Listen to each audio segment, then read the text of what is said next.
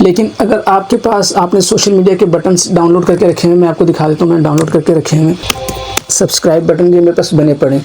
अब फर्स्ट कर मैं इसको यूज़ करना चाहता हूँ, तो मैं इसको पकड़ता हूँ और यहाँ मैं इसको ड्रॉप करता हूँ। ये भी ग्रीन स्क्रीन के ऊपर है, तो मैं इसको यहाँ पे ऐड करना चाहता हूँ।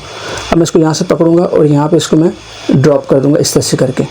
लेकिन ये देखें, तो अब आप ये ग्रीन स्क्रीन के ऊपर है, उसके अंदर साउंड भी है, तो मैं इसको सिलेक्ट करूँगा। इसका ग्रीन स्क्रीन रिमूव करने के लिए यहाँ से AI टूल्स में जाएंगे और यहाँ से क्रोमा की को मैं इनेबल करूँगा।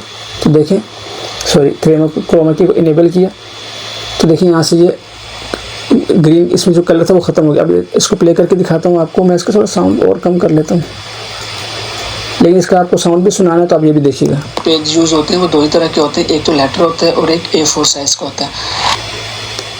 मैं वीडियो को सेव कर लूँ, सेव नहीं किया, इसकी वजह से इसके ऊपर लोड पड़ रहा है काफ़ी। मैं दोबारा जाता हूँ, दिखाता हूँ। एक तो लेटर होता है और एक A4 साइज़ का होता है। तो अब आपने या तो लेटर में रखना है या A4 में रखना है, लेकिन अमूमन जो हमारे पास जो पेपर साइज़ होता है वो A4 का साइज़ होता है, जो कि तो इस तरह से आप इसके ऊपर जो है ग्रीन स्क्रीन का जो बटन है वो ऐड कर सकते हैं।